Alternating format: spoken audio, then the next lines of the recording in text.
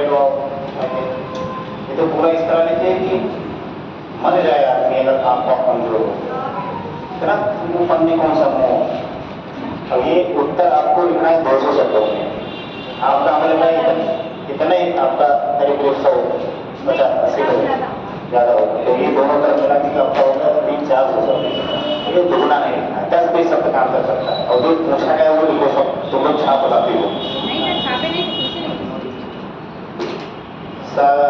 साइदा नजीर, साइदा नजीर कोई है? मनीष और तुम्हारी काफी दोनों लोग आदित्य नहीं है? मनीष और मनीष आप ही नाम है ना? तो अभी कई काफियां हैं। और ये किसका है? देखो तो नाम है और पता नहीं कहाँ लिख देते हैं आप लोग, देखो नाम ही नहीं लिखा है। फिर नाम भैया इसमें नाम ही नहीं लिखा है, तो इसको हम इसको दे देंगे। गधे नाम होते दिया करो।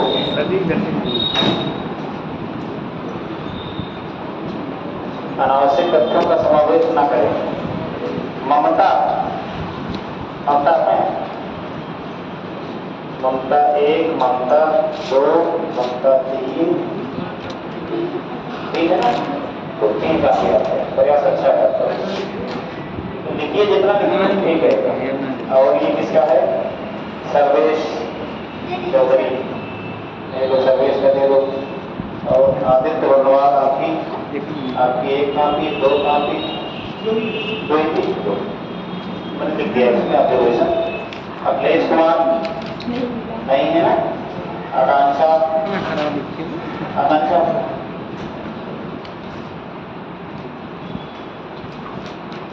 हमारा भी ठीक प्रयास है, लिखा पढ़ो रेगुलर, ठीक है।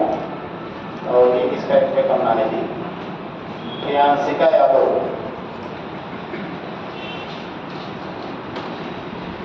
तुम्हारे तुम्हारे तुम्हारा भी प्रयास है, ठीक है। और आकांक्षा पांडे है, ठीक है। सभी पार्टी का देख लीजिए, ठीक है। बस मुझे आधा बुरा नहीं। सुधा, सुधा है। प्रियंका आप साथी हैं, ये भी अच्छा लिखती है प्रियंका। रेटिंग आप लोग बहुत ज्यादा न डाला कीजिए, रेटिंग का उत्तर में नहीं डाला जाता। आपके उत्तर लेखन में जो सबसे महत्वपूर्ण जो सोच मुझे होता है वो है प्रवाह, कि आपको अगर पढ़ रहे हैं वाक्यों को तो आपको रुकना ना पड़े, आप निरंतर पढ़ते चले जाएं बजाय पढ़ने में, और एक दूसरे से चीजें जोड़ी गई, ठीक है। प्रवाह ये लाने का प्रयास कीजिए। रेटिंग डालने से प्रवाह खत्म हो जाता है, तो प्रवाह बहुत महत्वपूर्ण चीज होता है। ये किसका है भैया? अभिनव चौधरी। लोग तुम्हारा भी ठीक ठाक प्रयास किए हो, लेकिन जो मन करे वो रेटिंग बना दी हो, वनस्पतियों का बनाने जाता है। ये काफी किसकी है? चैरिटी है। आराध्या श्रीवास्तव आपका है, अच्छा लिखा है। सुमन मौर्य, ये लोग मनीष लोग, आदित्य लोग, तुम्हारी काफी और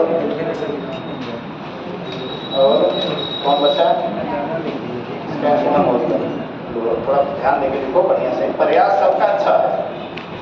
और सुधा और अखिलेश कुमार ये दोनों लोग आएंगे तो अपना काफी ले लेंगे, बता दीजिएगा जिसके साथ क्या। एक है साइदा नजीर, तो ये 3 कापी हमारे पास में है, बाकी कापी हमारे पास नहीं।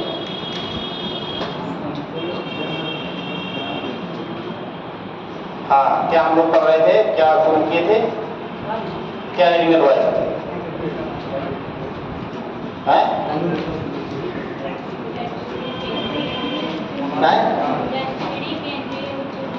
ये हेडिंग डलवाए थे, हो गया था। दक्षिणी केंद्रीय उच्च भूमि, तो अब डालिए उत्तर पूर्वी पहाड़ियों पठार तय करवाओगे हैं। चलो इसको भी निपटा देते हैं 2 मिनट में।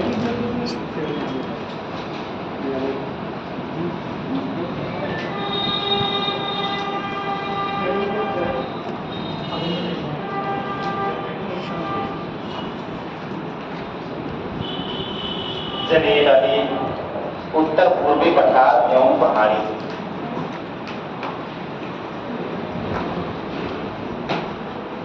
उत्तर पूर्वी पहाड़ी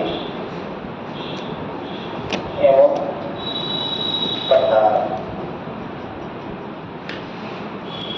उत्तर पूर्वी मतलब भारत के उत्तर और पूर्व में जो पर्वत पहाड़ियां हैं उनके बारे में हम लोग चर्चा यहाँ पे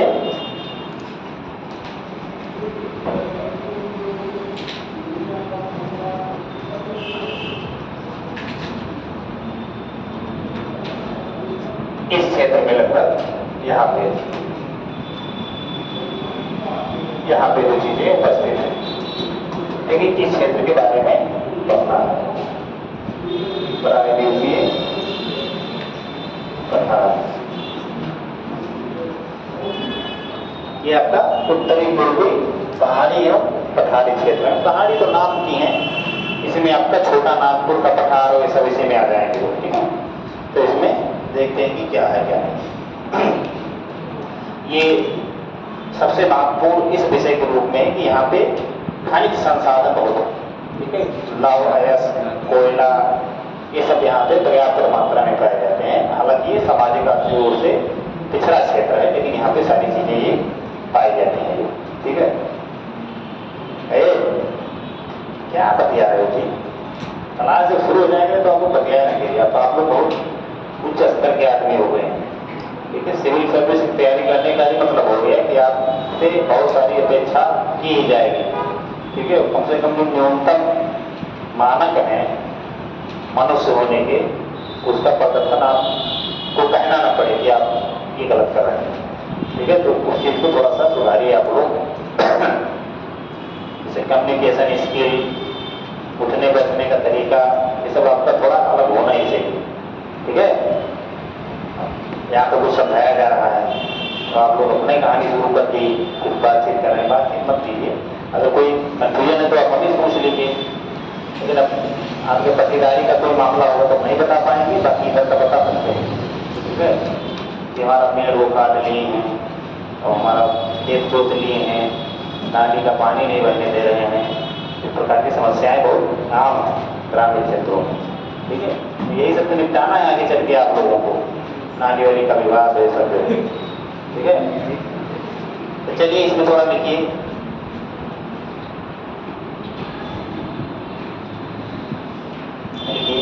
इसके अंतर्गत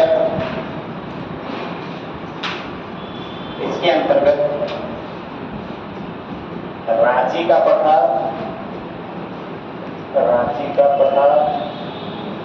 महानदी बेसिन लिखवाए होंगे जब करवा, महानदी बेसिन, और तीसरा दंडकारण्य क्षेत्र।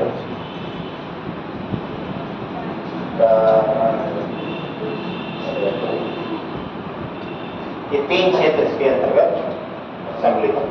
दंडकारण्य क्षेत्र, दंडकारण्य प्रदेश आते हैं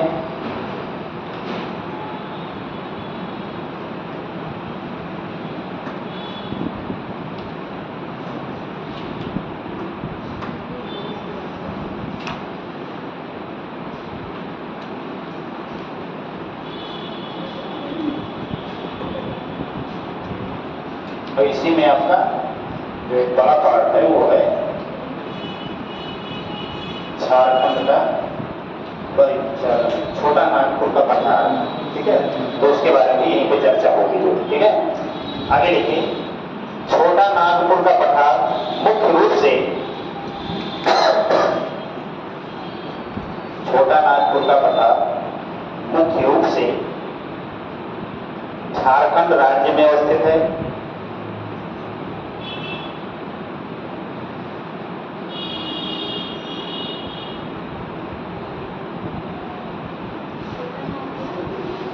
छोटा नागपुर का पठार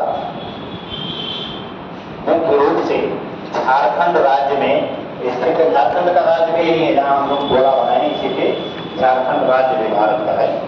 देखिए भारत के राज्यों की लोकेशन जो है सब आप लोग मैप रखा कीजिए, मैप में देखा कीजिए कहाँ पे किस राज्य की लोकेशन है। ठीक है, ये सब बहुत बुनियादी चीज़ें हैं, ठीक है। तो ये सब आपको पता है, किसी राज्य का नाम आप बदल लें या किसी बड़ी नदी का नाम लें या किसी बड़े शहर का नाम लें, तो आपको पता चल जाना चाहिए, ठीक है, कि कहाँ पे। तो रांची है, ठीक है, रांची झारखंड की राजधानी है, ठीक है। तो जाहिर सी बात है कि लोकेशन उसकी उसी के इर्द गिर्द होगी, तभी तो उस पठार का नाम रांची का पठार रखा गया। छोटा नागपुर का पठार खनिज संसाधनों से इतना युक्त है कि उसको भारत का रूर प्रदेश कहते हैं, ठीक है। तो वो भी उसी के आसपास क्षेत्र है। दंडकारण्य क्षेत्र जो है थोड़ा सा नीचे है, इसमें कुछ हिस्सा आंध्र प्रदेश और उड़ीसा का भी आ जाता है, ठीक है। तो इसके नीचे है यहाँ पे लगभग, ठीक है, दंडकारण्य। ये भी भौगोलिक रूप से एक विशेष क्षेत्र है इसमें से, ठीक है, विशेष क्षेत्र होता है, इसीलिए उसको अलग नाम दे दिया जाता है कि थोड़ा सा वो अन्य प्रदेशों से थोड़ा भिन्न रहे। तो लिखिए हिमालय के निर्माण क्रम में इसमें काफी परिवर्तन हुए हैं, इसमें काफी परिवर्तन हुए हैं।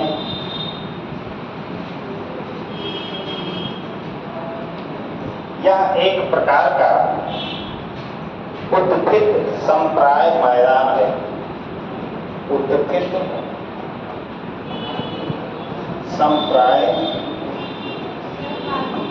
संप्राय मैदान, बताते हैं इसको क्या है।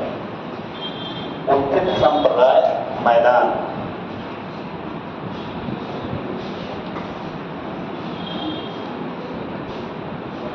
ये छोटा नागपुर पठार की बात हो रही है। छोटा नागपुर पठार क्या है? तो ये भैया एक जो है उत्थित संप्राय मैदान के रूप में है, ठीक है। उत्थित संप्राय मैदान का मतलब हो गया कि कोई ऐसा जो उच्च क्षेत्र है, हाईलैंड है, यानी थोड़ा ऊंचाई है, लेकिन वो बाह्य कारकों के द्वारा बहुत ज्यादा प्रभावित है। तो बाह्य कारकों मतलब अपरदन, क्षय, विक्षेपण, इन सबके द्वारा ज्यादा प्रभावित है, तो उसकी सतह जो है वो सपाट हो चुकी है, ठीक है। तो ऐसे मैदान भारत में बहुत सारे देखने को मिलेंगे, जिसको उत्थित संप्राय मैदान बोला जाता है। तो छोटा नागपुर का पठार भी इसी श्रेणी में शामिल है, क्योंकि हिमालय के निर्माण के क्रम में इसमें बहुत सारे उच्चावचीय परिवर्तन हुए, ठीक है। हिमालय के निर्माण के क्रम में भारत में वही नहीं, बहुत सारे और क्षेत्रों में तमाम परिवर्तन हुए हैं। जो परिवर्तन आप धीरे धीरे जैसे जैसे हम आगे बढ़ते जाएंगे वैसे वैसे आप समझेंगे। जैसे भारत में जो भ्रंश घाटी से नदियां प्रवाहित होती हैं, नर्मदा एवं ताप्ती, ठीक है, उन सबका संबंध भी हिमालय के निर्माण क्रम से जुड़ा हुआ है, ठीक है। मालदा भ्रंश का निर्माण उसी से जुड़ा हुआ है। मेघालय का पठार जो है वो प्रायद्वीपीय भारत से पृथक हो गया, वो भी उसी से संदर्भ उसका लिया जाता है। तो बहुत सारी ऐसी जो भौगोलिक घटनाएं हैं जो भारतीय प्रायद्वीप पे हुई हैं, वो उसका संबंध किसी न किसी रूप में हिमालय पर्वतमाला के उत्थान से जुड़ा हुआ है, ठीक है। तो बहुत सारी बातें आगे आएंगी, देखिए आगे। परंतु इसका वर्तमान स्वरूप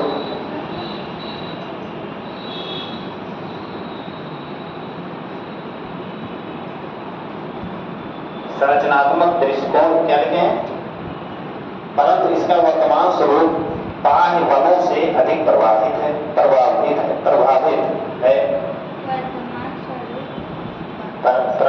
परंतु वर्तमान में इसका स्वरूप बाह्य बलों से अधिक प्रभावित है, हाँ, अधिक प्रभावित है। बाह्य बलों का मतलब मैंने उदाहरण दे दिया कि बहता हुआ जल या कोई भूभार्गिक घटना हो जाए इसी, या जो है खनन वगैरह की क्रिया गतिविधियां ज्यादा हो, तो बाह्य बल इसी संदर्भ में लिया जाता है कि वहाँ की जो सतह है या उच्चावचीय दशा है, ठीक है, उसमें तमाम इस प्रकार के परिवर्तन आ जाएंगे। आगे लिखते चलो। देखो, संरचनात्मक दृष्टिकोण से इसमें धारवाड़ एवं गोंडवाना शैलें पाई जाती हैं। धारवाड़ एवं गोंडवाना क्रम की शैलें पाई जाती हैं। धारवाड़ एवं गोंडवाना क्रम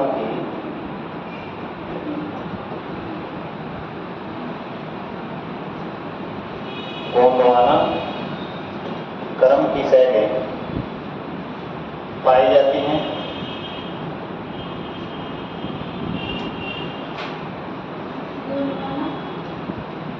गोंडवाना क्रम की शैलें पाई जाती हैं। देखिए मैंने लिख दिया दोनों जो है, आप लोग साथ पूछ लीजिए, ठीक है। पाई जाती हैं। दामोदर नदी के उत्तरी भाग को, दामोदर नदी के उत्तरी भाग को हजारीबाग या कोडरमा का पठार कहते हैं। हजारीबाग या कोडरमा का पठार कहते हैं। दामोदर नदी के उत्तरी भाग को हजारीबाग या कोडरमा का पठार कहते हैं। ये सब स्थानों के नाम हैं। यहीं पे दामोदर नदी बहती है, ठीक है। कलर चेंज कर लें, रेड कर लें। तो भैया जो दामोदर नदी है, दामोदर नदी, तो इसके उत्तरी भाग को हजारीबाग, हजारीबाग या कोडरमा का पठार, हजारीबाग या कोडरमा का पठार भी कहते हैं।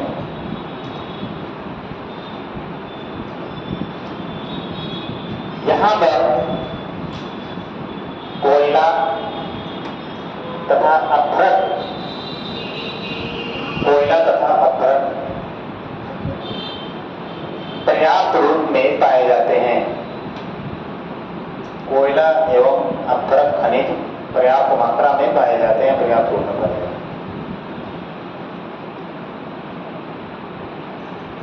दामोदर नदी के दक्षिणी भाग में, दामोदर नदी के दक्षिणी भाग में रांची का पठार अवस्थित है। दामोदर नदी के दक्षिण में रांची का पठार अवस्थित है। रांची का पठार अवस्थित है। हाँ मैंने बना दिया है। इसी तरह मैप को भी आप लोग बनाते चलिएगा, ठीक है, नहीं तो कंफ्यूजन हो जाएगा आपको जो कि कहाँ पे क्या है वो। इसमें यानी रांची के पठार में, इसमें बॉक्साइट, बॉक्साइट, लौह अयस्क, बॉक्साइट, लौह अयस्क,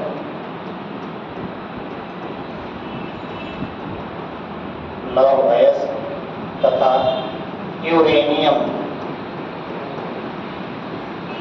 यूरेनियम जैसे खनिज पाए जाते हैं।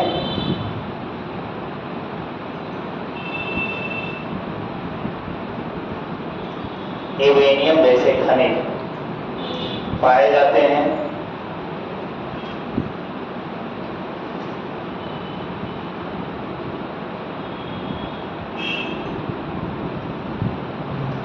भैया इसी रांची के पठार और जो है हजारीबाग या कोडरमा के पठार के संयुक्त रूप को हम लोग क्या बोलते हैं? छोटा नागपुर का पठार। जो नदी है इसको दो भागों में विभाजित कर देती है, तो इसी के संयुक्त रूप को हम बोलते हैं छोटा नागपुर का पठार। छोटा नागपुर का पठार, छोटा नागपुर का पठार। देखो खनिज संसाधनों में संपन्न होने के कारण, खनिज संसाधनों में संपन्न होने के कारण इसे भारत का रूर प्रदेश कहते हैं। रूर प्रदेश, रूर प्रदेश, इसे भारत का रूर प्रदेश कहते हैं।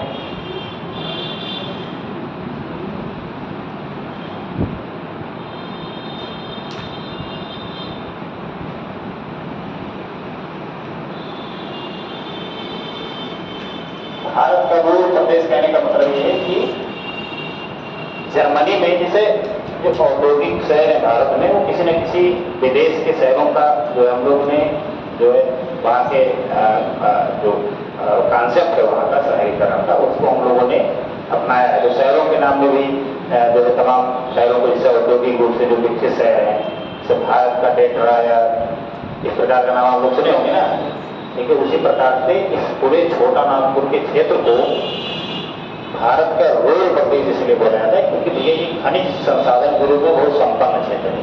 और रूर जो है जर्मनी का ऐसा क्षेत्र है जहाँ पे खनिज संसाधन पर्याप्त मात्रा में पाए जाते हैं, विशेषकर कोयला वगैरह, ठीक है। तो इसलिए भारत में भी उसी के तरीके से कहा जाता है कि भारत का रूर है, यानी जर्मनी में जैसे रूर प्रदेश है जो खनिज संसाधन में संपन्न है, वैसे भारत में रूर प्रदेश छोटा नागपुर के पठार को कहा जाता है, ठीक है। आपके छोटे छोटे एग्जामों में ऐसे प्रश्न आपको देखने को मिलते होंगे। आप लोग प्रश्न देखा कीजिए, आप कोई भी एग्जाम हो, कोई छोटा से बड़ा, ठीक है, आप प्रश्न देखते होंगे, उससे आपको जो नेचर ऑफ एग्जाम है वो इतना जल्दी समझ में आ जाएगा। और नेचर ऑफ एग्जाम समझ में आ जाएगा अगर, तो आप अपने लक्ष्य तक जल्दी पहुंचेंगे। पढ़ेंगे भी तो सही पढ़ेंगे। जैसे आपको अगर जंगल में जा रहे हैं और जंगल में एक खजाना रखा हुआ है और सब लोग जा रहे हैं, आपके साथ में बहुत सारे लोग हैं, लेकिन अगर आपको खजाने का रास्ता पता चल गया, ठीक है, किधर से जाएंगे उस खजाने तक, तो आप थोड़ा जल्दी पहुंचेंगे और लोगों से। कुछ लोग भटक भी सकते हैं, कुछ लोग हो सकता है कुछ दूसरे रास्ते थोड़ी दूर तक चले जाएं, सब लोग थे। तो इसीलिए अगर आपका कॉन्सेप्ट क्लियर रहेगा, आप तमाम कॉम्पिटेटिव एग्जाम के प्रश्न पत्र को देखते रहेंगे, ठीक है, तो आपको ये पता चल जाएगा कि हाँ भाई एग्जाम में किस नेचर के प्रश्न आ रहे हैं और उसको आप आसानी से कर जाएंगे। अब यूपीएससी का पेपर तो साल में एक बार होता है, तो साल में एक बार उसको देखने का मौका मिलेगा। बाकी तमाम सारे प्रश्न यूपीपीसीएस के छोटे बड़े एग्जाम तमाम होते हैं, उसका प्रश्न पत्र देखा कीजिए। वनडे एग्जाम में भी तमाम ऐसे प्रश्न पत्र होते रहते हैं। जो नए एग्जाम हो, जब आप विद्यार्थी हैं तो आपको कुछ लक्षण ऐसे होने के लिए जो आपको विद्यार्थी बना ही जाए, क्योंकि वो सब जमाना भूल जाइए जो 5 लक्षण बताए गए हैं, ठीक है, नींद कम हो, ये सब वो सब उल्टा हो गया।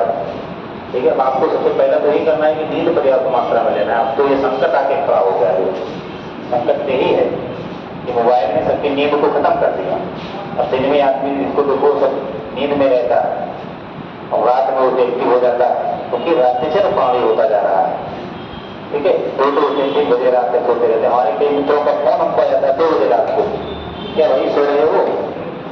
और इसका क्या उत्तर दिया जाए कि रात में 2 बजे आदमी कौन सा पहाड़ उड़ रहा होगा, सो ही रहा होगा ना। इधर तो पूछा था भैया आप क्या कर रहे हो? अरे यार अभी पढ़ ही रहे हैं सब लोग, पढ़ो नहीं रहे होते हैं, वो सब मोबाइल में बिजी रहते होते हैं। लेकिन देखते हैं कि सामने वाला सो रहा है कि जग रहा है, ठीक है। तो अब तो नींद आप पर्याप्त ले लीजिए, ये सबसे प्राथमिक आवश्यकता है आपकी। दूसरी आवश्यकता ये कि आप थोड़ा सा स्वार्थी बनिए। जैसे कॉम्पिटेटिव लाइफ में हर कोई थोड़ा सा स्वार्थी का मतलब ये नहीं कि बिल्कुल अपने आप से ही मतलब रखिए, बाकी दुनिया को सब कुछ जो मिल जाए उसे कोई थप्पड़ मारिए, इस तरह का स्वार्थीपन नहीं। क्योंकि स्वार्थीपन का मतलब कि आप अपने आप को नुकसान पहुंचा के किसी भला करने का प्रयास मत कीजिए, क्योंकि अभी आप भला करने की सिचुएशन में है नहीं। सही बात ना, तो ये अभी जो खुद दूसरे के टुकड़ों को तले वो किसका भला कर पाएगा? अभी आप लोग निर्भर है ना, कि दूसरा कोई आपको खाना दे रहा है, आवास दे रहा है, शिक्षा दे रहा है, स्वास्थ्य जब बीमार होते हैं तो किसके ऊपर डिपेंड है? अपने माँ बाप के ऊपर डिपेंडेंट है आप। तो आप अभी से ज्यादा दाता धर्मी बन गए तो समझिए संकट हो जाएगा। तो थोड़ा इस मामले में स्वार्थी बनिए। दूसरा, समय के मामले में स्वार्थी बनिए। 2-4 बच्चे क्या यार चलो घूम टहल के आते हैं, पढ़ना तो रोजे है, इसे अपना कहना नहीं आता, हल्के में लिया जाता है। वही पता लगा 1 घंटे के लिए गए थे, आए 6 घंटे लौट के, ठीक है। तो ये सब नुकसानदायक है। तीसरी चीज, आपके पास जिस क्षेत्र की लड़ाई आप लड़ने जा रहे हो, लड़ाई में समझिए कि 10 लाख लड़के जिस एग्जाम में बैठ रहे हो, जिस चीज में बैठ रहे हो, एक सीट पे 1,000 लोगों की संख्या हो, तो उसमें लड़ाई नहीं है, उसमें आपको एक तो लेना है, एक के लिए और लड़ाई है। जिस लड़ाई लड़ने जा रहे हो उतनी बड़ी लड़ाई है, उस लड़ाई के बारे में तो नहीं पता कर रहे हो कि कैसे एग्जाम में प्रश्न आ रहे हैं, ठीक है, पुराने पेपर नहीं देख रहे हो, तो फिर आप पीछे छूट जाओगे, भीड़ का हिस्सा बन जाओगे। ठीक है। और दूसरी चीज की तुलना अगर आप कर दिए कि अरे यार हम ही कौन सा भूख है, हमसे तो बहुत अच्छे अच्छे लड़के पड़े हैं जो, क्योंकि दिखावा आदमी बहुत ज्यादा करता है।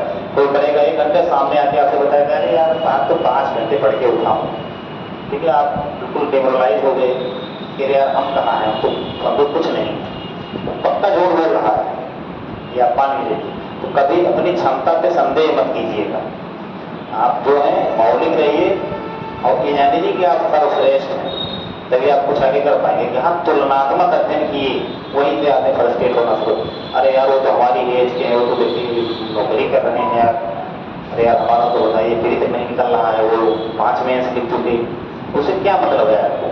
कोई कितना पढ़े लिखे उससे कोई मतलब नहीं, आप अपने आप से कोई मतलब रखिए।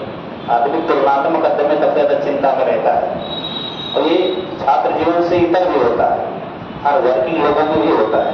वर्किंग हमारे यार फलाने कार ले ली, अभी हम पैदल चल रहे हैं, फलाने 3 मंजिला मकान बनवा लिए, अभी हम जमीनें नहीं ले पाए हैं, ठीक है। तो इस प्रकार का जो सापेक्षिक तुलना होती है, इससे बहुत दुखी हो जाता है आदमी, ठीक है। और ये छात्र जीवन में जैसे तब दुखी होता है जैसे हम लोग वर्किंग आदमी हैं, हमें लोग साथ के बहुत लोग हैं जो भी नौकरी नहीं पाए, और हमें लोग के साथ के बहुत लोग हैं वो घर भी बनवा लिए, कार भी ले लिए, तो हम इसी मर जाएं कि जो है बताइए वो कार लेंगे। भाई हमारे नीचे वो तो लोग हैं, ऐसे भी लोग हैं कि जो हमसे भी गए गुजरी स्थिति में, तो उनको भी हमको देखना चाहिए।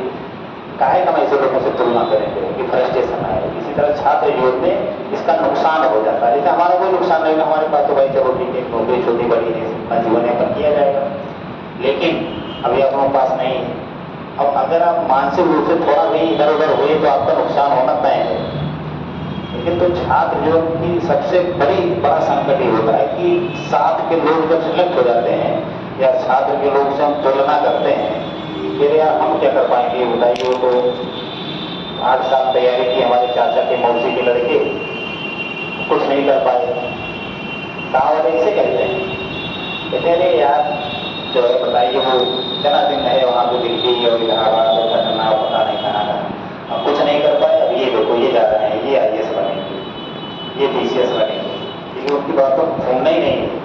लेकिन किसी एक आदमी के आधार पर आप कैसे इतने दूसरे आदमी क्षमता को डिसाइड कर सकते हैं, ठीक है।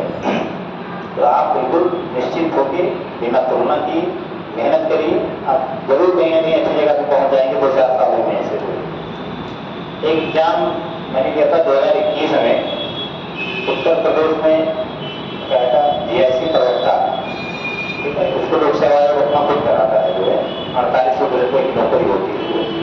वो जो उत्तर प्रदेश में मात्र 16 पद थे, तो हमारे विभाग में तो क्या 16 पद है, इसमें हमारा क्या होगा जो। और मैंने किसी हम कहे चलो ठीक है नहीं होगा, अभी मान के ही पहले चलते हैं कि नहीं होगा, लेकिन जो हमको करना है वो तो हम कर ही दें। फ्री की तो फ्री दिक्कत नहीं थी, फ्री में तो जो है बहुत कम मेरे लिए तो उसमें तो हो ही गया, उसमें तो जो फ्री के टापर रहे होंगे उसमें हो गया। और मेंस में उसी समय इसका हायर का एग्जाम था, तो क्या इस पर फोकस करो, ये सब जब 16 पद है तो इससे नहीं होगा, इसका दिमाग में विचार आते हैं।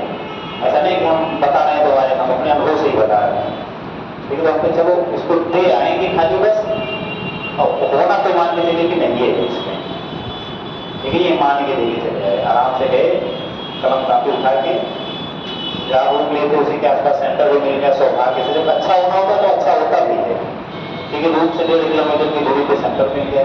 और अगर आप किसी भी एग्जाम को देने जा रहे हैं और आपके साथ 2-3 चीजें अगर सही हो गई तो समझिए कि आप उस एग्जाम में 2-4 नंबर एक्स्ट्रा प्रभाव करेंगे। पहला तो सेंटर आपका सही जगह हो, कि कंफ्यूजन वाली स्थिति ना रहे कि यार इस गली मोड़ना है कि उस गली मोड़ना है। दूसरा, आपने पर्याप्त नींद ले लिया हो, और ये दोनों चीज अगर आपके साथ है तो तनाव आपका थोड़ा कम रहेगा। यार बगले सेंटर है, कौन सा है, आराम से पहुंचेंगे। हमारे पास कोई ऐसे तनाव नहीं था, क्योंकि हमको लालच नहीं थी इसमें कि नहीं हमारा होकर वो नहीं होना चाहिए। आराम से उठे, 10 बजे से पेपर होता है, मेंस वगैरह का थोड़ा देर से होता है, जो स्पेशल एग्जाम होते हैं, बाकी UPPCS का तो 7 बजे होता है। आराम से सो के उठे, हाथ धो के, ये बताने को छूट भी जाएगा तो कोई तनाव नहीं है, छूट गया तो कोई बात नहीं, होना तो इसे नहीं था। उठा आराम से रिलैक्स होके सीधे गया, पेपर दे आया। ये मान के चलिए कि ना के बराबर तैयारी करके, भाई भूगोल आना था 300 नंबर का, 100 नंबर का उसमें हिंदी और निबंध आना था, लेकिन लिखित एग्जाम था। भूगोल भी आया था तो 300 नंबर का लिखित एग्जाम उसमें होता है और 50 नंबर का निबंध और 50 नंबर में हिंदी। और देखिए चले उसी 16 सीट में हमारी एक सीट कंफर्म हो गई। जब रिजल्ट आया तो देखें पहले यार देखो, बिना तनाव में एग्जाम देने का और तनाव में एग्जाम देने का ये प्रभाव होता है। आधी एनर्जी तो आपकी इसी खो जाती है और रिजल्ट आएगा तो देखिए उसमें हमारा भी नाम है। हम तो अभी समझिए कि हम रिजल्ट अभी नहीं देखे थे, जब रिजल्ट आया तो कह यार हमारा नाम होगा। जो एक मित्र है जो है उन्होंने भेजा, कह रहे यार तुम क्या लिखो क्या है, तो इसमें भी तुम्हारा हो गया। जो देते उसी में हो जाता है। तो देखिए हम क्या देखो स्थिति, तो अपने आप से हम ये कि भाई देखो जिस एग्जाम में आप प्रेशर देके किसी एग्जाम को तुलना करके किसी देते हैं उसमें आपकी क्षमता इसी खर्च ज्यादा हो जाती है। अगर आप तुलना न करें किसी से, अपने आप को मौलिक मान के अपने आप को श्रेष्ठ माने, तो यानी कि आपकी एनर्जी दुगनी हो जाएगी। समझिए, अब ऐसे दिखाओ वाले मित्रों से दूर रहे कि जो पढ़े 10 मिनट तो बताएं 3 घंटा, ये बहुत होता है छात्र जीवन में। ठीक है, अरे आपको हम भैया 12 घंटे पढ़ लिए जो, और वो आपको फ्रस्ट्रेट करने के लिए ऐसे अनावश्यक प्रश्न भी पूछ लेंगे। जैसे मान लीजिए किसी दिन आप भारत का स्वतंत्रता आंदोलन पढ़े हैं, पूरा दिन वही पढ़े हैं, वो ऐसे मित्र मिल जाएंगे शाम को चाय पीने, पूछ लेंगे क्या पढ़े आज दिन में, एक गाली वाली देखिए, क्योंकि मित्रों के बीच में चलता ही रहता है सब। पूछ लेंगे सारे आपको स्वतंत्रता दिवस ये सब पढ़े, हमको स्वतंत्रता आंदोलन का इतिहास ये सब पढ़े, महात्मा गांधी बनने के बारे में। तो ये सब नहीं पूछेंगे कि हाँ भाई तथ्यात्मक या तार की कोई बात पूछेंगे ऐसे तो बताओ महात्मा गांधी की जो डंडा लेके गए थे उसकी लंबाई कितनी है, लंगोट की लंबाई कितनी है, इसकी लंबाई कितनी है, कद उनका कितना बड़ा था। ऐसा अनावश्यक प्रश्न पूछेंगे तो आप 1 मिनट के लिए हो जाएंगे कि यार ये वाला स्कूल पीछे गया, तब इतना पढ़े, इतना डिटेल में पढ़े, जो है महात्मा गांधी ने असहयोग आंदोलन किया, सविनय अवज्ञा आंदोलन किया, ये सब किया, लेकिन ये डंडा अपने और हम भूल गए। जो देखिए अब आप उसे फ्रस्ट्रेट हो जाएंगे क्या हमारी पढ़ाई लिखाई व्यर्थ है, हम किसी काम के लायक नहीं रहे, जो इसी में आप फ्रस्ट्रेट हो जाएंगे। ठीक है, तो ये सब चीजें आप लोग ध्यान रखिए। पुराना पेपर और नए भी जो एग्जाम में पेपर हों, क्योंकि उसको आप जरूर 1-2 बार देखा कीजिए, जो देखिए कि किस प्रकार के प्रश्न उसमें आते हैं। इससे आपको पता चल जाएगा कि भैया इस टॉपिक से ये प्रश्न बनाया गया है विगत में। ठीक है, तो अब भविष्य में हो सकता है कि इस वाले से बन जाए, और किसी भी टॉपिक में प्रश्न कहाँ से बन रहे हैं, ये चीजें आपकी क्लियर होती चली जाएंगी। और ये चीजें जितनी जल्दी क्लियर होती चली जाएंगी उतना ही आपको है मेच्योर होते चले जाएंगे विज्ञान के लिए। जिस दिन आपको 70-80% मेच्योर होते दिन आप निकल हो जाएगा। तो समझ में, चलिए इसमें थोड़ा सा लिखिए, पैराग्राफ चेंज कर दीजिए।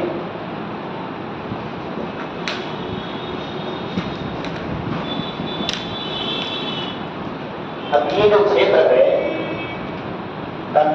जो ये छोटा नागपुर का, इसी के पास में मैंने कल भी पढ़ाया था कि अमरकंटक स्थान है जो सतपुड़ा श्रेणी का एक भाग है।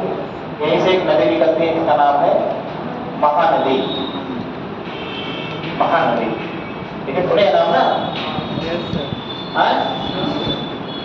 महानदी, तो महानदी बेसिन ये हो गया बीच का क्षेत्र जो है, और महानदी बेसिन से नीचे का जो ये क्षेत्र है, ये इसको बोलते हैं दंडकारण्य क्षेत्र। दंडकारण्य क्षेत्र जो उत्तर पूर्वी पहाड़ी का ही भाग है, जो दंडकारण्य। तो पैराग्राफ चेंज करके लिखिए, इसको बना भी लीजिएगा मैथ में जिस तरह मैंने बनाया है। थोड़ा आप लोग नदी नदी बढ़िया बजा बनाइएगा, हम जो समझाने के लिए थोड़ा टेढ़ा मेढ़ा कर दिए हैं, तो उसको आप लोग इस तरीके से न बनाइएगा। जैसे सब मैंने भी तमाम कर दी है, सबको मिटा दीजिएगा।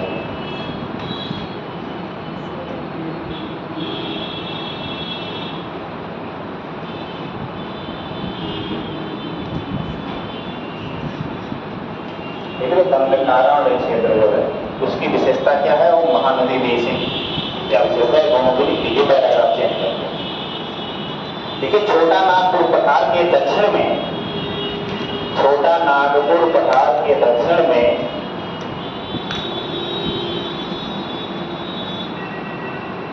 महानदी बेसिन है, महानदी बेसिन है तथा महानदी बेसिन के दक्षिणी भाग में दंडकारण्य पठार स्थित है। दंडकारण्य पठार स्थित है, ये भी पठारी क्षेत्र है।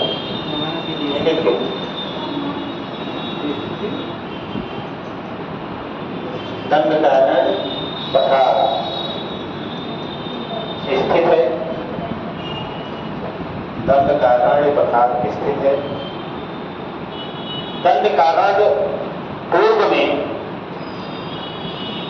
दंडकारण्य पूर्व में पूर्वी घाट, पश्चिम में महाराष्ट्र का पठार। दंडकारण्य क्षेत्र पूर्व में पूर्वी घाट, पश्चिम में महाराष्ट्र का पठार।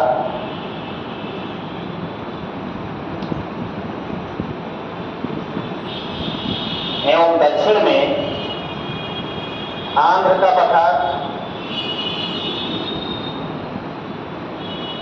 यानी अगर इसको आप दंडकारण्य माने तो इधर जो है आपका पूर्वी घाट, थोड़ा मिटाएं इधर।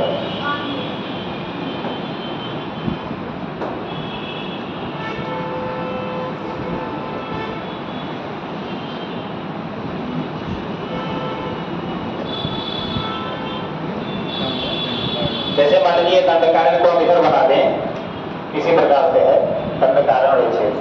तो मान लो ये दंडकारण्य क्षेत्र है, ये जो यहाँ पे, ठीक है, दंडकारण्य क्षेत्र, ठीक है। तो इधर अगर इसकी सीमा की बात की जाएगी तो इधर है क्या पूर्वी घाट। अभी पूर्वी घाट और पश्चिमी घाट इसी में पढ़ाया जाएगा आगे। उत्तर में आपका देख लीजिए महानदी बेसिन है, महानदी बेसिन है। और पश्चिम में महाराष्ट्र का पठार है, महाराष्ट्र का पठार है। और दक्षिण में आंध्र का पठार है, आंध्र का पठार। यानी दंडकारण्य क्षेत्र के चारों तरफ जो सीमाएं हैं उसकी या जो भौगोलिक विशेषताएं वहां पर पाई जाती हैं, उसी की बात यहाँ पे की गई है। कई लोग हाँ करने लगे तो हमने भाई पूछ ही लें, लिख ही दें, तो लिखो आगे। तथा दक्षिणी में आंध्र का पठार,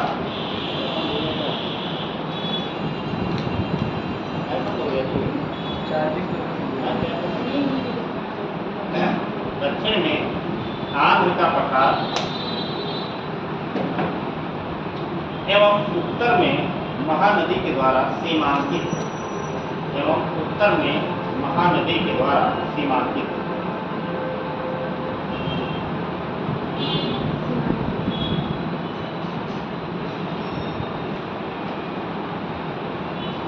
जहाँ मुख्य रूप से आवाज जा रही है पीछे, थोड़ा कहीं जाएगी तो बोल दिया कीजिएगा, नहीं हम धीमे बोल रहे हैं आपकी आवाज़ें न रहे। माइक रहेगा थोड़ा धीरे बोलते तेज जाता है आवाज़, इसमें थोड़ा जोर लगा के बोलना पड़ेगा तब पीछे तक आवाज़।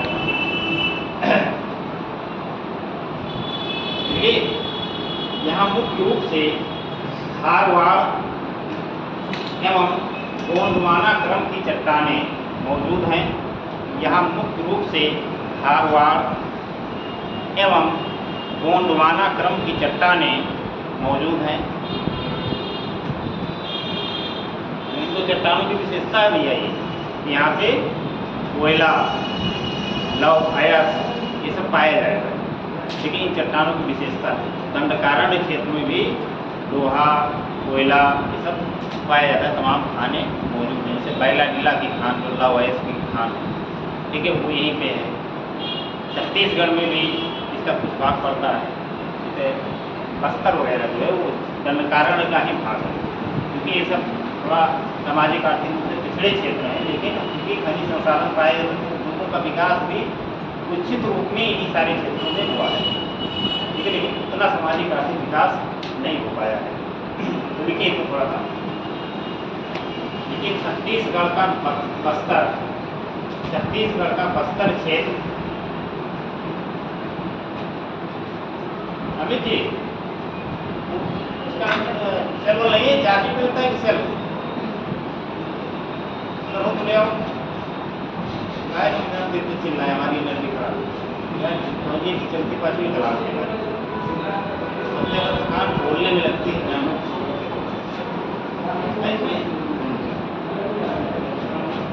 बोला दे लगा चार्ज में लगता है कि सेल चार्जिंग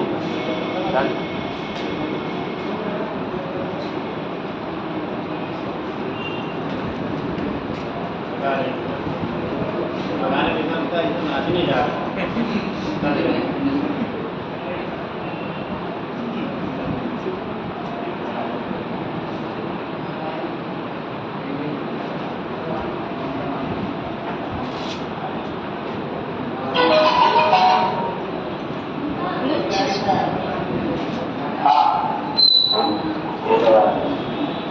चलिए आगे बढ़ते हैं।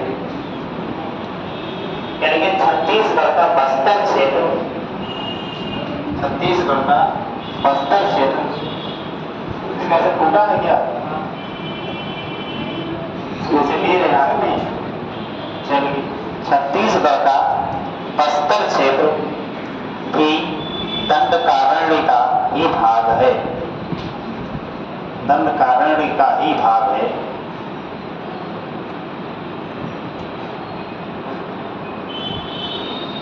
जहां लौह अयस्क की प्रमुख खान बैला बिला, जहां लौह अयस्क की प्रमुख खान बैला बिला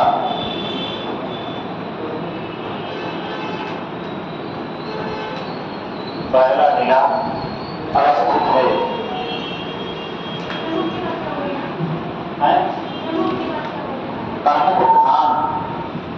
प्रमुख खान बैला बिला अवस्थित है।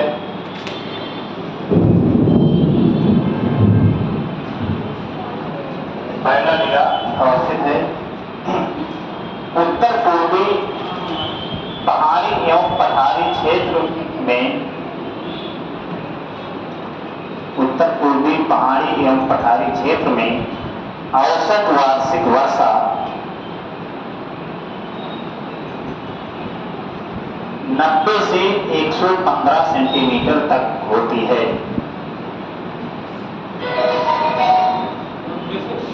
90 से 115 सेंटीमीटर तक होती है। इसीलिए यहाँ उष्णकटिबंधीय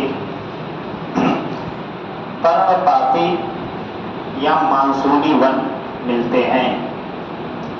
उष्णकटिबंधीय पर्णपाती या मानसूनी वन मिलते हैं। उष्णकटिबंधीय पर्णपाती वन या मानसूनी वन मिलते हैं। क्लियर?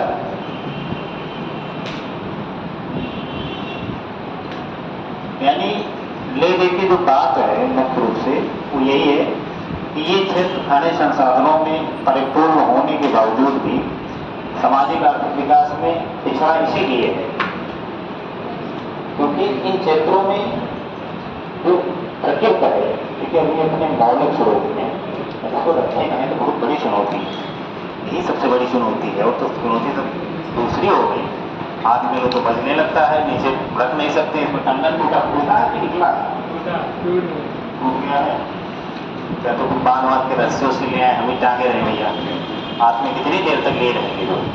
तो इसमें अब यहीं पे एक टॉपिक खत्म हो गया। अब अगला जो आपका है वो देखिए। इन सारे चीजों का आप लोग एक काम किया करिए, रिवीजन भैया किया करिए, नहीं तो सब बेकार चला जाएगा। रिवीजन जरूर किया करिए, ना समझ में आए तो पूछ लिया करिए कि सर ये चीज हमको थोड़ा सा कम समझ में आया। ठीक है, अब डालिए उत्तरी दक्कन, यही तो होगा। हाँ, तो उत्तरी दक्कन डालिए।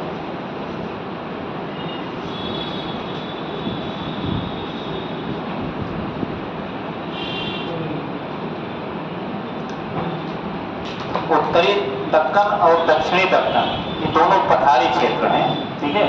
ऐसा माना जाता है कि किसी एक समय में इन क्षेत्रों में ज्वालामुखी की घटनाएं हुई और एक लावा का विस्तार हो गए इन सारे क्षेत्रों में, तो इसीलिए इसको दक्कन ट्रैप बोला जाता है, दक्कन का पठार, ठीक है। और इन क्षेत्रों में, दक्कन के ट्रैप के क्षेत्रों में इसको क्षेत्रीय रूप में विभाजित कर दिया गया है, तो राज्यों के प्रादेशिक विभाजन नहीं किया गया है, तो राज्यों के नाम से इन पठारों का नाम ही कर दिया है। जैसे जो कर्नाटक में है तो उसको कर्नाटक का पठार, महाराष्ट्र वाले हिस्से को महाराष्ट्र का पठार नाम दे दिया गया है। तो उत्तरी दक्कन और दक्षिणी दक्कन इन्हीं का नाम है, ठीक है। महाराष्ट्र वाला पठार जो उत्तरी दक्कन हो जाएगा और कर्नाटक वाला पठार जो हो जाएगा वो दक्षिणी दक्कन हो जाएगा। तो इसमें लिख डालो, हेडिंग डालो, उत्तरी दक्कन का पठार सुधा और सजदा नजीर और एक लोग किस्सा है अखिलेश कुमार। अगर इन तीनों लोगों में से कोई हो तो अपना भैया ले लीजिएगा, जो आंसर राइटिंग किए थे उसकी कॉपी। कोई है? कौन है? क्या नाम है आपका? साधना। अच्छा शायद, हाँ ठीक है, यही आपका। भूल जाएंगे कहाँ लेकिन घूमेंगे ये सब लोग। और इन दोनों नामों में से कोई है? चलो ये दोनों नावारिस में रहेंगे। अब उत्तरी दक्कन के पठार को लिखते हैं। उत्तरी दक्कन के पठार की पहले थोड़ी सी विशेषता आप लोग सुन लीजिए। मैंने जैसे कि बताया है कि ये एक तरह से लावा का पठार है, ठीक है। और लावा का पठार है, लेकिन यहाँ पे जो मृदा है, ठीक है, उसका लेटेराइजेशन हुआ है।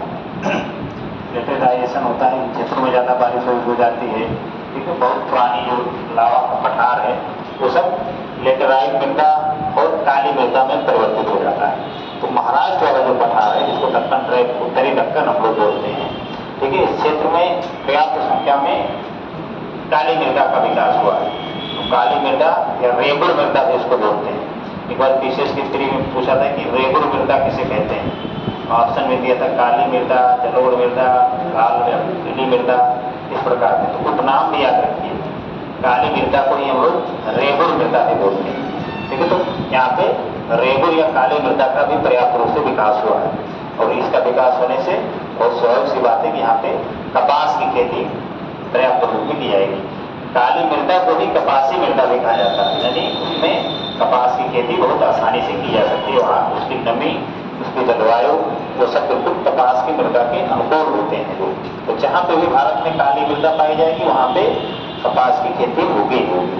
और चीज़ों को एक दूसरे से इंटरकनेक्ट करने का हम लोग प्रयास कीजिए। जिस क्षेत्र में जिस प्रकार की फसल का उत्पादन होगा उस क्षेत्र में लगभग उसी प्रकार के उद्योगों का विकास होगा, वहाँ पे उसी प्रकार के संस्कृतियाँ विकसित होंगी, उसी प्रकार के रीति रिवाज होंगे, उसी प्रकार के उद्योग होंगे।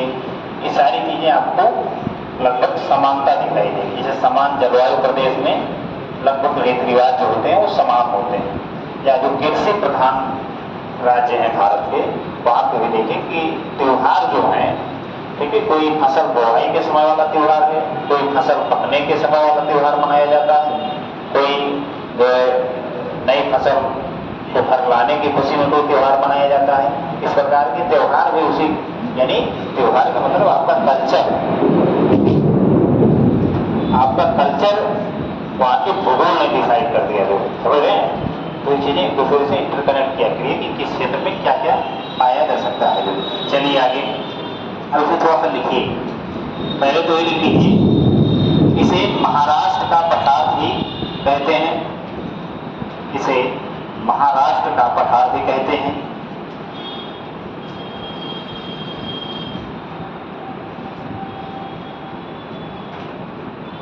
जो सामान्यतया दक्कन ट्रैप के नाम से भी जाना जाता है, जो सामान्यतया दक्कन ट्रैप के नाम से भी जाना जाता है। मैं लिख दे रहा हूं, दक्कन, दक्कन ओपन ना लिख लीजिएगा, दक्कन ट्रैप,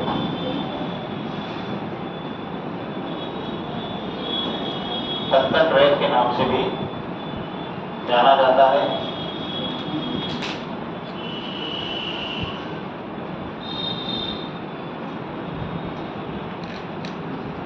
इसका निर्माण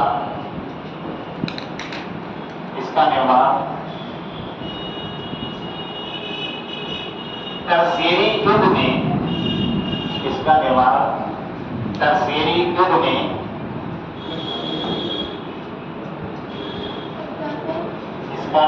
टर्शियरी युग में ज्वालामुखी की क्रिया के द्वारा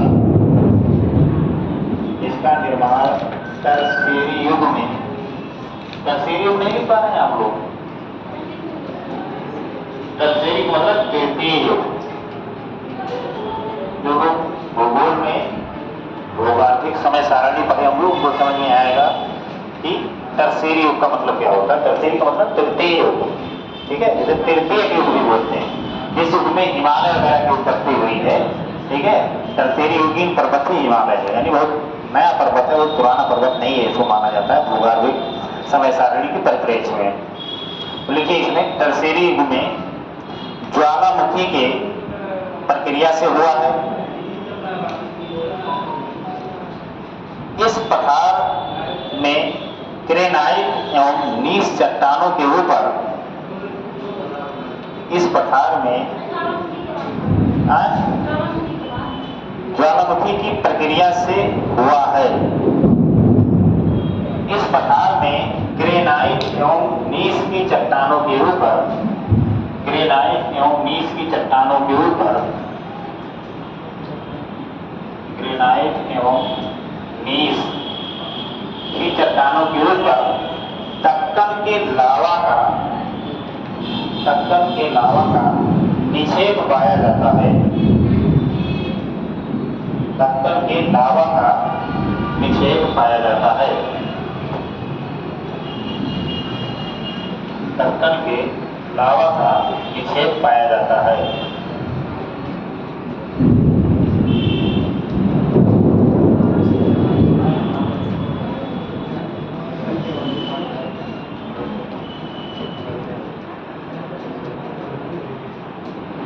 दक्कन के लावा का निक्षेप पाया जाता है।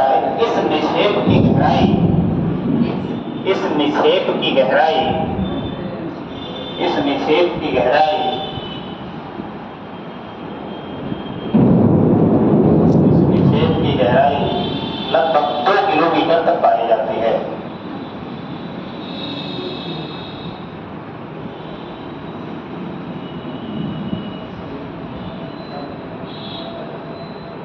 लगभग 2 किलोमीटर तक पाई जाती है। यानी कहने का मूल मतलब ये है कि जो प्रायद्वीपीय भारत है, प्रायद्वीपीय भारत की जो मूल चट्टान है वो भैया ग्रेनाइट और नीस वाली चट्टानें हैं, ठीक है। अब अगर कोई ऐसी भूगोलिक प्रक्रिया हुई तो लग रहा है आज ही पूरा भूगोल का हो जाएगा क्या,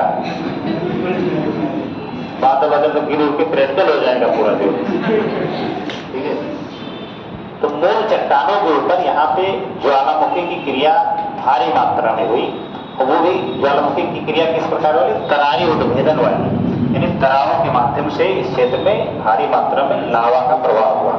अब पतला लावा का प्रवाह हुआ जिसमें सिलिका की मात्रा कम होती है। पतला लावा जिस क्षेत्र में ज्वालामुखी की क्रिया के दौरान बाहर निकलता है तो पतला लावा दूर तक फैल जाता है, तो पतला लावा दूर तक फैल जाता है तो लावा के पठार या ज्वालामुखी के पठार के नाम से क्षेत्र जाने जाते हैं। तो जो मूल चट्टान थी ग्रेनाइट और नीस की चट्टान, उसके ऊपर किया दक्कन के लावा का निक्षेप फैल गया जो, ठीक है। इसीलिए यहाँ पे काली मृदा का विकास हुआ बाद में जो, और इसकी मोटाई जो है वो 100-200 मीटर नहीं है, 1-2 किलोमीटर तक की गहराई है। जैसे गंगा और यमुना के क्षेत्र में अगर आप देखेंगे जो जलोढ़ का मैदान है, ठीक है, इस जलोढ़ के मैदान की गहराई जो है तमाम विद्वानों के अनुसार 4-4 किलोमीटर, किसी ने बताया कि 5 किलोमीटर, यानी 5 किलोमीटर गहराई तक जो है अंदर। ये सारी चीजें जलोढ़ मृदा के अवसाद आपको देखने को मिल जाएंगे। तो यहाँ कौन सा खनिज पाया जाएगा जब इतना नीचे गहराई तक यही सब जो जलोढ़ है भरा पड़ा है, ठीक है। तो यहाँ पे कोई अन्य खनिज पदार्थ मिलने की संभावना बहुत कम है। देखो इसमें आगे लावा का निक्षेप मिलता है, इसका विस्तार या इस लावा का विस्तार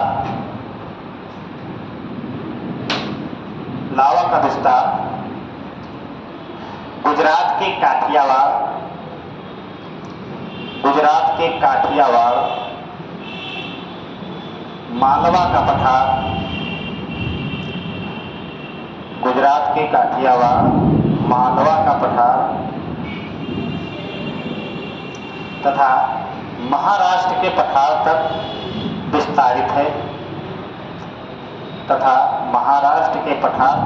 विस्तारित है इसीलिए इसे दक्कन ट्रैप कहते हैं। इसीलिए इसे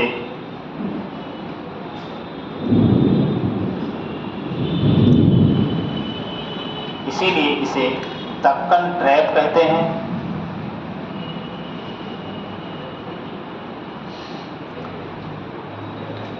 लंबे समय से अपक्षय की क्रिया होने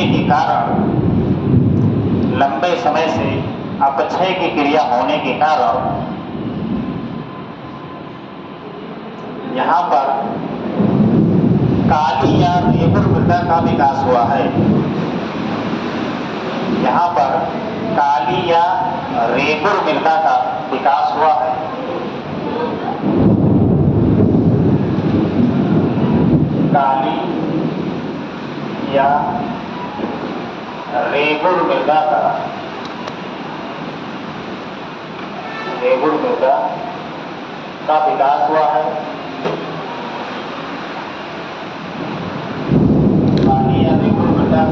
हुआ है।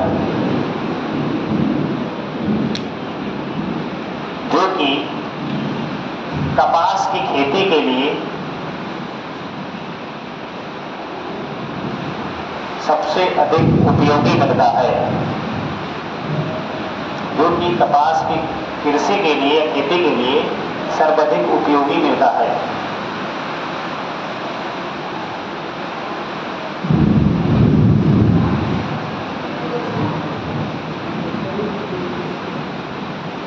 देखो, इस क्षेत्र में यानी दक्कन ट्रैप में ही इसी क्षेत्र में गोदावरी,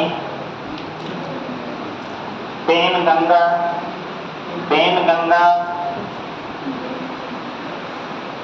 वर्धा,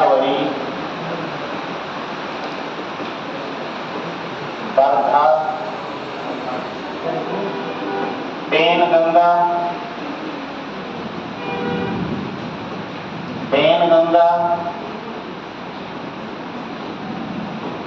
आदि नदियां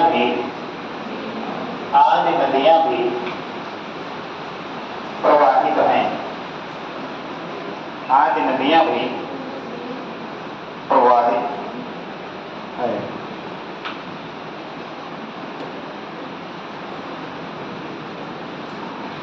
अब गोदावरी बड़ी नदियों में शामिल है, दक्षिण भारत की बड़ी नदियों में शामिल है।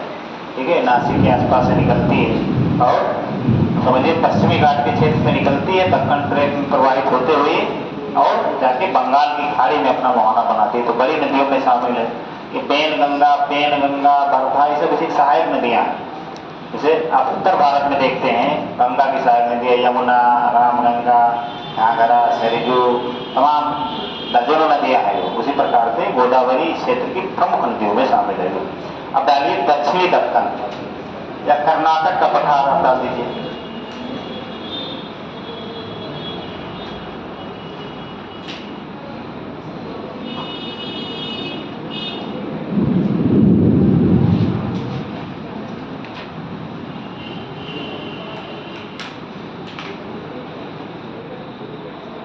दक्षिणी दक्कन काफी हेडिंग।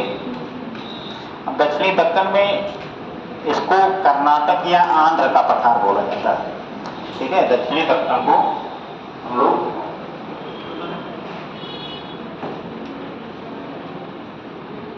दक्षिणी दक्कन को क्या बोलते हैं?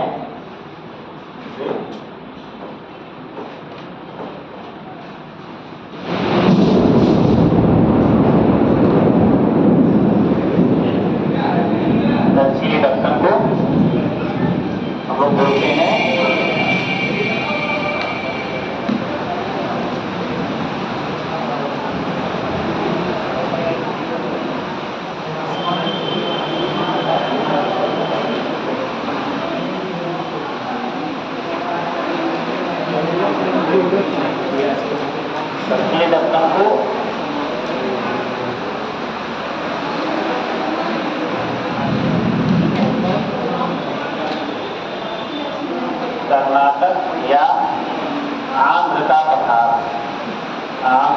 पठार है। इसको कर्नाटक या आंध्र का पठार बोलते हैं। और ये कहाँ पे है? महाराष्ट्र या उत्तरी दक्षिण के ठीक नीचे, यानी महाराष्ट्र का पठार हम लोग यहाँ देखे थे, तो इसको यहाँ मान लीजिए। इस वाले क्षेत्र में जो है इसको लिखिए दक्षिणी दक्षिण। और इसमें कुछ भाग कर्नाटक में है तो उसको कर्नाटक का पठार, और कुछ भाग आंध्र प्रदेश में है, ठीक है, तो उसको आंध्र का पठार कहते हैं। यानी इधर आपका कर्नाटक वाला राज्य है और उसके जस्ट बगल में आंध्र प्रदेश राज्य है। वो मैप तो लगे होगा, नहीं लगा, लगना चाहिए वो वाला मैप, बल्कि इधर लगना चाहिए, समझिए। तो अब इसके बारे में थोड़ा सा देख लेते हैं क्या है इसकी विशेषता। रखने थोड़ा देखिए, रखने भी आवाज आती है।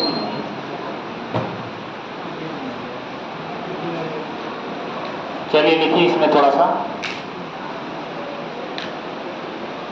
देखिए महाराष्ट्र पठार के दक्षिण में कर्नाटक का पठार स्थित है। कर्नाटक का पठार स्थित है। इसमें कर्नाटक के साथ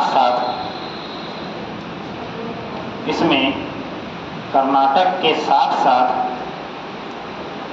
केरल के कोझिकोड,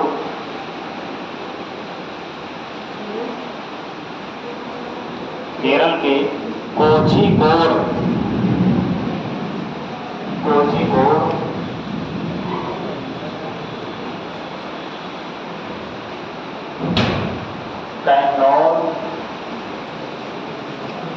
जैसे जिले भी शामिल हैं। केरल के कोझिकोड एवं कैन्नौर जैसे जिले शामिल हैं। इस पठार में भी धारवाड़ क्रम की चट्टानें पाई जाती हैं।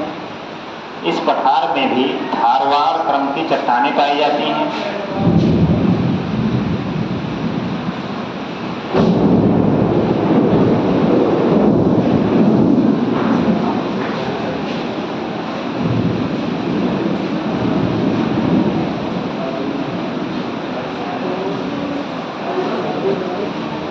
क्या लिखे हैं? चट्टानें पाई जाती हैं जो लौह अयस्क के लिए प्रसिद्ध हैं।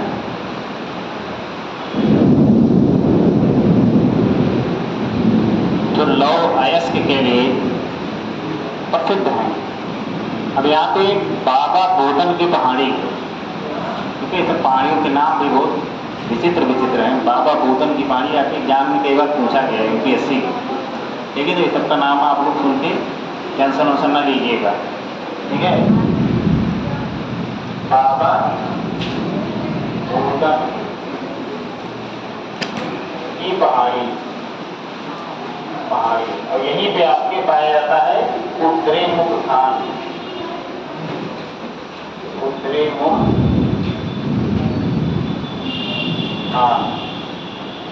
किसकी खान है?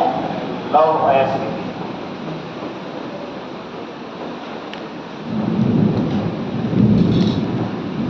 कुद्रेमुख खान किसकी है? लौह अयस्क की, ठीक है। तो लिख लीजिए इसको भी। देखिए यहीं पर बाबा बोधन की पहाड़ी में स्थित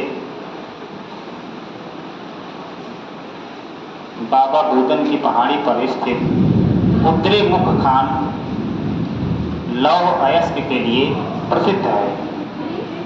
कुद्रेमुख खान ये लिख दिया हूँ, ये थोड़ा सा हम मानकर 2 बार चल गया, मैं ऊपर लिख देता हूँ।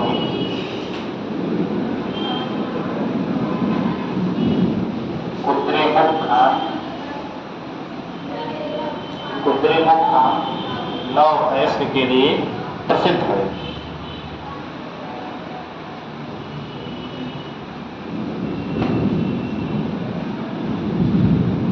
कावेरी नदी के द्वारा यह मैदान 2 भागों में विभाजित हो जाता है।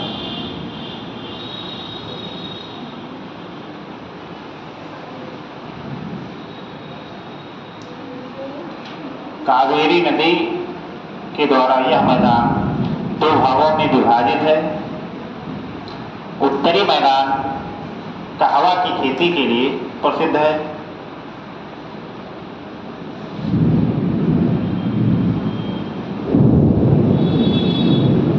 उत्तरी मैदान कहवा की खेती के लिए प्रसिद्ध है। कहवा तो आप लोग जानते ही हैं, कॉफी वाला, ठीक है। काफी भी तो आप लोग पीते ही होंगे, चाय, काफी, शरबत, गन्नम जूस, हैं? क्या कह रहे हो बताओ? ताला कहाँ बंद कर? गूगल में लोग ताले बांधने पर पड़ी रहती है। हमारे एक चपरासी बहुत कलाकार हैं सब, बोलते हैं कितना जल्दी गुरु जी जाए कॉलेज से, हम ताला वाला मार के जाए अपने घर, मार दो ताला जाओ, मार दो, हमको नहीं जाना है, हमको विभाग में नहीं जाना है, मार दो ताला। हाँ भाई फुर्सत वो भी पा जाए, चाहे हमारी वजह से लोग लटके रहे, ठीक है। सबसे पाप मिलता है, बैठ के डरियाएंगे और खाली रहेंगे, करेंगे क्या? अगर एक आदमी लिए बैठे रहेंगे लोग, डरियाने मतलब शराब देना से आप लोग ये मान लीजिए क्लास ओवर होने लगे, थक जाए और तब भी हम जबरदस्ती पढ़ाते रहें तो डर के हमारे क्लास से न जा पाए, सम्मान से न जा पाए, लेकिन मन में कोई आशीर्वाद तो हमारे लिए देंगे नहीं, ठीक है, और सरापेंगे। चलिए आगे इसमें बढ़ते हैं। कहवा की खेती कर्नाटक के इसी भाग में होती है, दक्षिण जो दक्कन है उसी के भाग में होती है। इसको उत्तरी क्षेत्र जो है कावेरी नदी के, इसको एक प्रांत मलनार कॉफी, उत्तरी क्षेत्र जो है जो कावेरी नदी के उत्तर का क्षेत्र है, ठीक है, यहाँ पे मलनार कॉफी का उत्पादन किया था। मलनार एक क्षेत्र का नाम है, इसी क्षेत्र में, ठीक है, तो उसी क्षेत्र में कॉफी का उत्पादन किया जाता है, तो इसलिए इसको मलनार कॉफी भी बोलते हैं, ठीक है। जबकि दक्षिण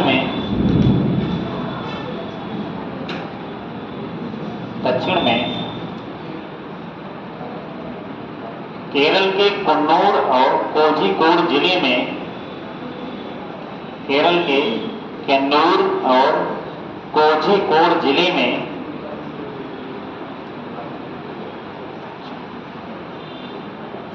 कुंती पूजा नदी प्रवाहित होती है। कुंती पूजा नदी प्रवाहित होती है।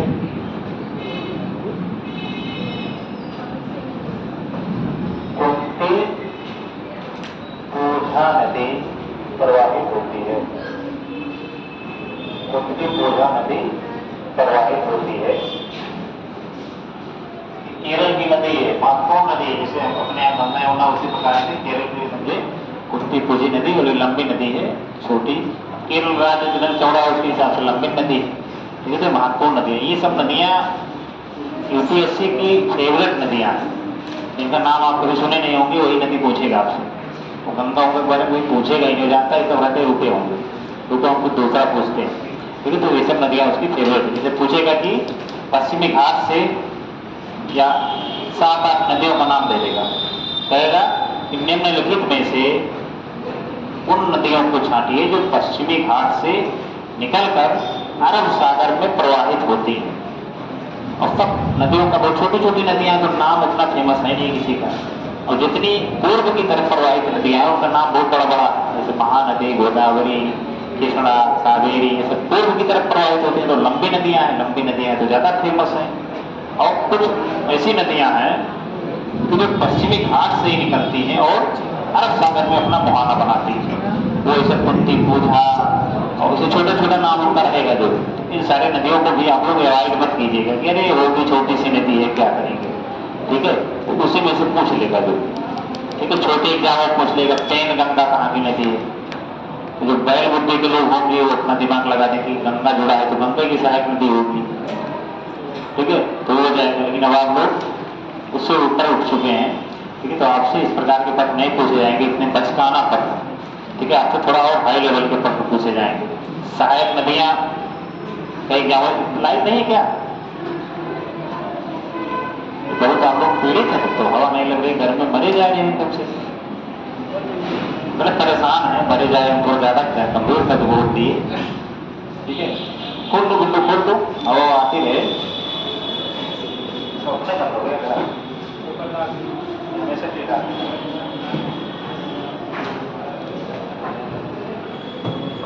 देखो इसी में एक लाइन और बता लो,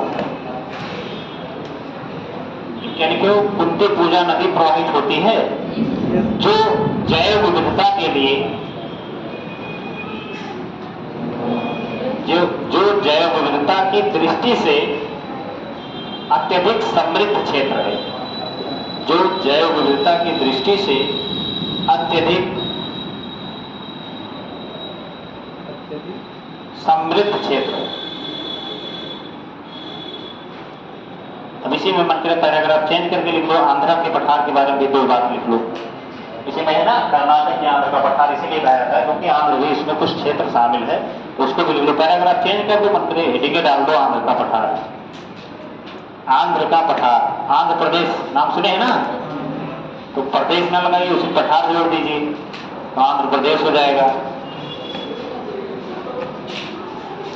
देखो इस पठार के उत्तरी भाग में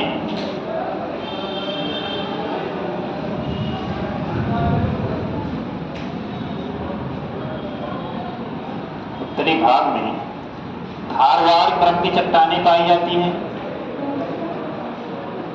धारवाड़ क्रम की चट्टानें पाई जाती हैं, यानी वहां पाए जाने की संभावना है।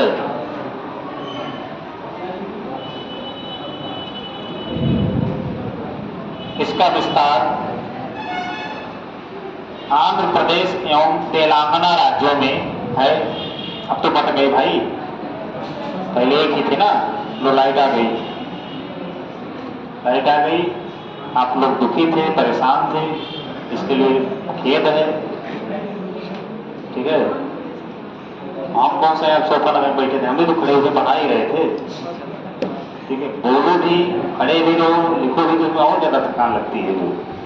ठीक है, तो यहाँ कहे थे एक दिन मैं बताया था कि यहाँ तो बैठने की व्यवस्था कुछ करवा दीजिए, जैसे बैठ के भी आती बोली, तो वही बतिया हम बैठ के भी बोलेंगे ना, ऐसा कुछ थोड़े खड़े हो गए और हम परेशान होते हैं तो उतना बढ़िया नहीं पढ़ा पाते हैं, बैठेंगे तो और उसका अच्छे पढ़ाएं। ठीक है, तो एक कुर्सी लेके आए भी तो प्लास्टिक वाली रखे हैं, रखी होगी कैसा उठा के, प्लास्टिक वाली कुर्सी में बैठ जाएंगे, देखेंगे किसी को, इसकी कुर्सी अलग आती है जो पोडियम वाली कुर्सी होती है, पतली थोड़ा लंबी होती है कि ऊंचाई का आदमी बैठे, मंगवाया जाता है उसको 2-4 दिन में।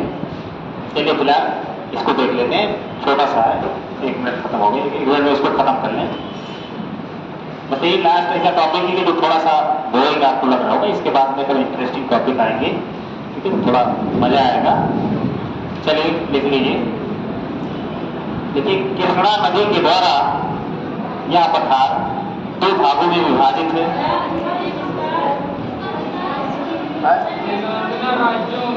अरे भगवान, तुम हाई वे लिख लिया करो अपने मन से भी तुम लोग। ठीक है, आंध्र प्रदेश और तेलंगाना राज्यों में विस्तारित है, ही बोलोगे ना, अब विस्तारित तक लिख लिए तो आगे कौन सा हम दूसरा कुछ लिखाने वाले थे, है ही लिखवाएंगे ना तुम लोग। कृष्णा नदी के द्वारा,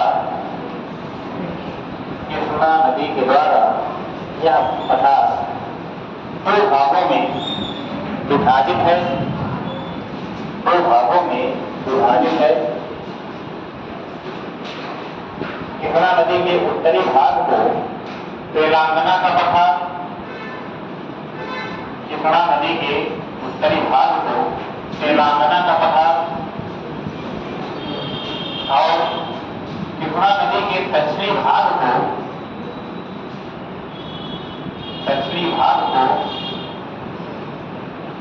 रॉयल सीमा का पठार कहते हैं। रॉयल सीमा का पठार, रॉयल सीमा का पठार कहते हैं। रॉयल सीमा का पठार कहते हैं। कृष्णा एवं उसकी सहायक नदियां, सहायक नदी इस पठार की प्रमुख नदी है। कृष्णा एवं उसकी सहायक मूसी, मूसी, मूस जैसे लिखते हैं ना, तो इसी तरह मूसी नदी ये नदी है, एक तिखड़ा की सहायक नदी है, क्योंकि मूसी इसी प्रकार की प्रमुख नदियां हैं, इसी प्रकार की प्रमुख नदियां हैं।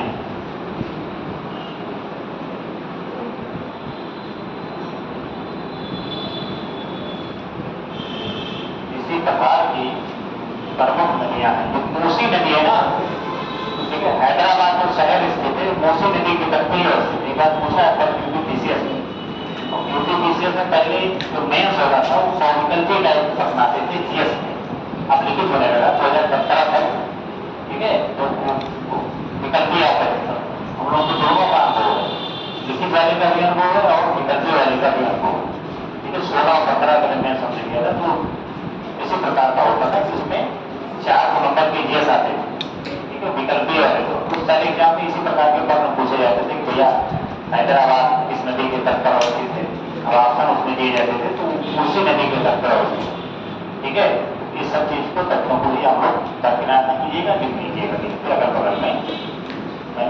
लेकिन एक स्लाइड के बारे में बार बार चर्चा करता हूँ कि आप अपने पढ़ने में कहीं कहीं आए थोड़ा सा जगह छोड़ के रखा कीजिए कि कोई ऐसा तथ्य आपके सामने आए तो उसमें वहां पर लिख लिया कीजिए, ठीक है। क्योंकि यहाँ पर लिखने के तो याद हो जाए, अगर आप किसी चीज को याद करते हैं तो बहुत सारे तथ्यों के बीच में तथ्य मिलता है आपको, तब आपको दिक्कत होगी याद करने में। लेकिन अगर कहीं अकेले कोई तथ्य आ गया, उसी संदर्भ की बात करते हुए आ गया, तो उसको आप लोग याद कर लिया करिए। अब मेरी गाड़ी को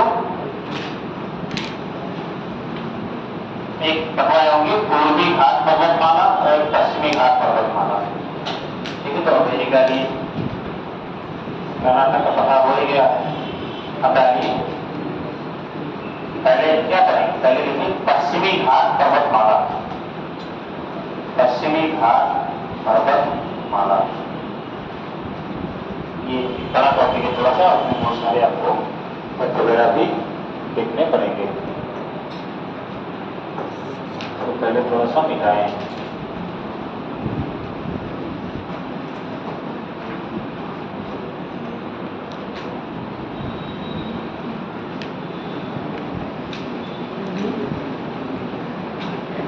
पश्चिमी घाट पर्वतमाला।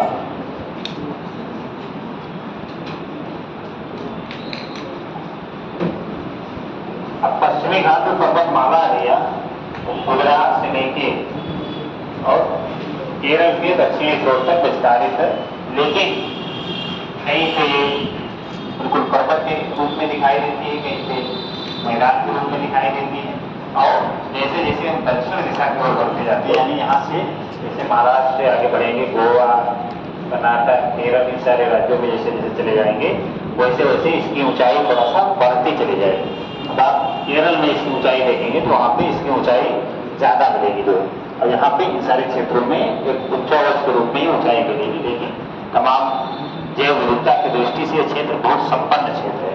अब कृषि वगैरह जो होती है तो कृषि वगैरह भी फलोद्यान वाली कृषि होती है, जैसे अंगूर की, कहवा की, जो है तमाम और ऐसे फलोद्यान वाले, काजू, बादाम, ठीक है। काजू के उत्पादन में भारत में महाराष्ट्र का प्रथम स्थान है, और इसीलिए प्रथम स्थान है क्योंकि वो पश्चिमी घाट उसी क्षेत्र में पड़ता है, ठीक है। तो ये सारी चीजें यहाँ पे स्थापित की जो है, और इस मैदान की इसी विशेषता के कारण, यानी उच्चावचीय विशेषता है, कहीं ऊंचा है, कहीं नीचा है, कहीं सपाट है, ठीक है।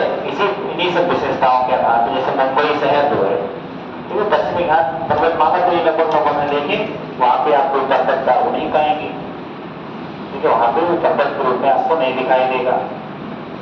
तो ये पूरा क्षेत्र जो है, ठीक है।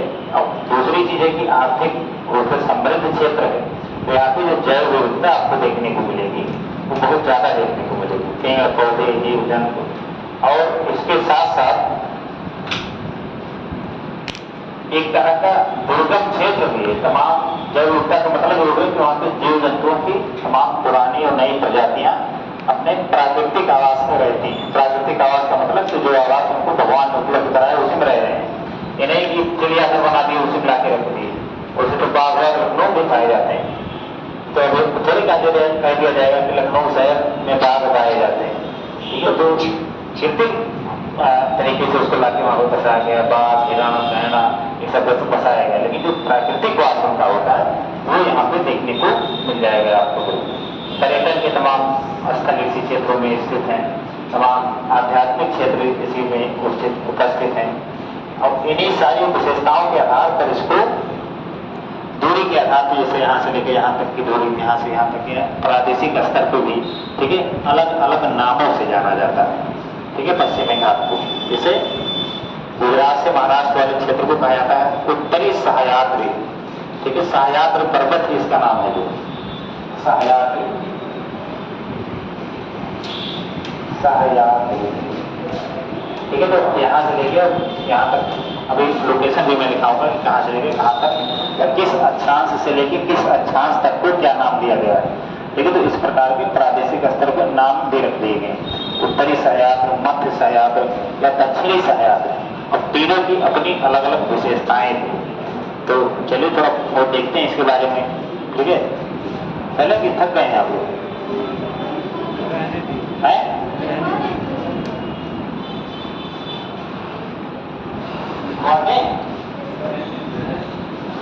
एक चीज आप लोग को और बता दूं कि आप लोग रिवीजन करते रहिए, किसी भी दिन आपको टेस्ट वगैरह देना पड़ सकता है, इतना पीछे का पढ़ाया गया। हमारा टेस्ट 2 प्रकार का होता है, ठीक है। वो टेस्ट हमारा मौखिक भी हो सकता है, ठीक है, और दूसरा जो सबसे उसमें खतरनाक चीज है वो बिना बताए होगा, ठीक है। जैसे किसी को कह दिया जाए कि आपको फांसी दी जा रही है, ठीक है, डेट ना बताया जाए, ठीक है। इस प्रकार से कई केस भारत में ऐसे हुए हैं कि जिसमें किसी व्यक्ति को फांसी की सजा होने के बाद वो माफ कर दिया गया। भाई आप किसी व्यक्ति को फांसी की सजा देके 15 साल तक उसको जेल में रखे हैं, यानी हर दिन वो सो के उठ रहा है, उसको लग रहा है कि आज वो पैर लटका दे, मतलब हर दिन मर रहा है, तो वो इतना जो है सजा झेल चुका और इतनी मानसिक प्रताड़ना झेल चुका कि उसको रिहा कर दिया जाए, ठीक है। तो हमारी भी सजाएं टेस्ट उसको कह सकते हैं आप लोग, ठीक है, इसी प्रकार की होगी। तो पहली चीज तो बताया नहीं जाएगा कब होगी, इसलिए आप रिवीजन करके तैयार रहा करिए। और दूसरी चीज ये भी हो सकता है कि हम लिखित टेस्ट ना लें, वैसे खड़ा करके कि लोग से एक एक टॉपिक के बारे में कहते हैं भैया बताओ, या ये भी हो सकता है कि यहाँ बुलाएं कि आओ भैया बातचीत किया जाए हम लोग, ठीक है। तो इस प्रकार से आप लोग मानसिक तौर पर तैयार रहिएगा। अब ये आज बताए हैं तो ये कल भी हो सकता है, परसों भी हो सकता है, नर्सों से आगे आप जोड़ लीजिए, किसी भी दिन हो सकता है। तो उस चीज़ के लिए आप तैयार रहिए। इससे क्या होगा, भाई का माहौल रहेगा और लोग रिवीजन वगैरह करते रहेंगे और तैयार रहेंगे, समझ गए। अब आज के लिए बस इतना ही। पश्चिमी घाट पर्वतमाला को हम लोग कल